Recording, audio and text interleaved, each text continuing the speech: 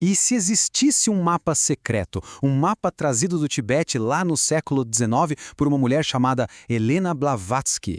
Só que ele não mostra terras ou continentes, não, ele mostra os níveis da consciência humana. É impressionante pensar que, enquanto a ciência ocidental mal começava a entender o cérebro, essa mulher, uau, ela já estava desvendando algo muito, mas muito maior. E olha só, este mapa não é uma curiosidade. Ele detalha a arquitetura invisível da mente, a própria estrutura que determina se uma pessoa vai viver a vida inteira aprisionada na ilusão ou se vai despertar para a realidade. O que Blavatsky descobriu foi algo tão chocante que dizem que sociedades secretas tentaram esconder e religiões fizeram de tudo para condenar. Então, nessa análise, a gente vai fazer o seguinte. Primeiro, vamos entender a origem desse mapa. Depois, vamos mergulhar nos níveis onde a maioria de nós fica presa. Aí vamos espiar o que existe além desses limites. E para fechar, vamos ver um método bem prático para essa tal de ascensão. Certo. Para a gente realmente entender esse mapa perdido da consciência, a gente tem que começar pela mensageira, né? Uma figura, para dizer o mínimo, controversa. Helena Blavatsky. A vida da Blavatsky é coisa de cinema, sério. Ela nasceu na aristocracia russa e desde pequena já tinha visões, sabia de coisas que não tinha como saber. Quando tentaram forçar um casamento, ela simplesmente fugiu, e isso deu início a uma busca que durou décadas. Ela viajou sozinha por lugares super perigosos, uma atitude que era praticamente um suicídio para uma mulher daquela época. Tudo isso em busca de mestres que pudessem explicar os dons que ela tinha. E essa busca a levou até o Tibete. Foi lá que ela disse ter encontrado os Mahatmas. E não, eles não eram figuras mitológicas. Eram uns seres humanos, de carne e osso, que tinham atingido um nível de consciência tão absurdo que pareciam ter poderes sobrenaturais. Foram eles que mostraram para ela como a consciência de fato funciona. E a ideia central que eles passaram para ela é brilhante. É isso aqui. A consciência humana não é uma coisa só, monolítica. Ela é como uma escada de evolução com vários degraus.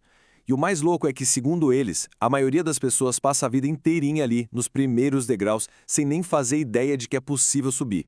Vamos dar uma olhada agora nos 3 primeiros níveis, para ver como isso funciona na prática. A Blavatsky não chamava eles de estágios, não. Ela chamava de prisões. Verdadeiras prisões onde, segundo ela, a esmagadora maioria da humanidade passa a vida inteira. O ponto fundamental aqui é a identificação, sabe? No primeiro nível, a pessoa acha que é o corpo dela, 100%. No segundo, essa identificação muda, vai para as emoções. E no terceiro, a identidade se ancora nos pensamentos, no intelecto, percebe? É como se fossem celas diferentes, mas todas dentro da mesma grande prisão. O primeiro nível, então, é o do animal físico.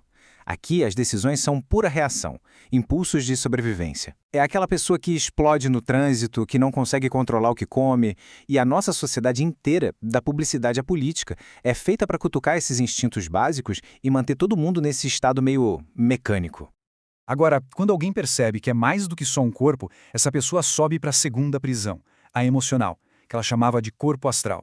Aqui, a sensibilidade aumenta, começam a surgir intuições, só que o preço é alto. A pessoa vira uma marionete das próprias emoções. Os relacionamentos viram um drama sem fim, uma montanha russa. É um nível tão hipnótico quanto o primeiro, e o pior, muitas vezes ele vem disfarçado de espiritualidade. E aí, bem-vindo ao terceiro nível, a mente concreta. Aqui é onde mora o poder da razão, da lógica, do intelecto. É um avanço gigantesco, claro, mas ainda é uma prisão. A mente racional é como uma supercalculadora, ela só trabalha com o que ela já conhece. E o segredo terrível é que, sem uma guia dos níveis superiores, a mente vira a advogada do ego. Ela usa argumentos brilhantes para justificar nossos medos e desejos. Certo. Então a pergunta de $1 milhão é: como a gente sai dessas prisões? O caminho, segundo o mapa, exige um salto assustador no desconhecido. Uma jornada que, sinceramente, pouquíssimas pessoas ousam fazer. Blavatsky descreveu uma barreira formidável entre o terceiro e o quarto nível. Ela chamou de abismo, o lugar onde a personalidade precisa morrer. Para acessar a mente superior, é preciso abrir mão de tudo que se acredita ser. Seus títulos, suas crenças, sua história pessoal, tudo. É uma morte psicológica, e é claro que a maioria das pessoas recua diante desse terror. Mas para quem tem a coragem de atravessar esse abismo, os níveis superiores se abrem. O quarto nível é o búdico. É onde o conhecimento se torna direto, intuitivo, sem precisar do pensamento racional. A separação entre quem observa e o que é observado começa a sumir, e depois dele vem o estado átimo. Nesse ponto, a própria ideia de um eu individual simplesmente se dissolve na imensidão da consciência. Medo e desejo, eles se extinguem, porque não tem mais uma identidade separada para sentir essas coisas. E lá no topo, o 7º nível, está o mistério final. Algo que as palavras mal conseguem tocar. É a fonte de tudo, o absoluto. E a grande virada de chave é que não é um estado que se alcança. É o reconhecimento da realidade fundamental que sempre esteve ali, sabe? Apenas coberta pelas outras 6 camadas de identificação. É a verdade última de quem se é. Mas a Blavatsky não trouxe só o mapa. Ela também deixou uma tecnologia precisa para escalar essa escada da consciência. Então, vamos agora para a parte mais prática, para ver como se faz isso. A técnica se chama autoobservação sem julgamento. Parece simples, mas o poder dela é devastador. O método é o seguinte: prestar atenção constante em qual nível se está operando. Apenas notar, sem tentar mudar, sem analisar, sem julgar. O pulo do gato é que o observador está sempre um degrau acima do que está sendo observado. Então, cada ato de observação real já é, em si, uma subida na escada. Mas aqui está o grande desafio.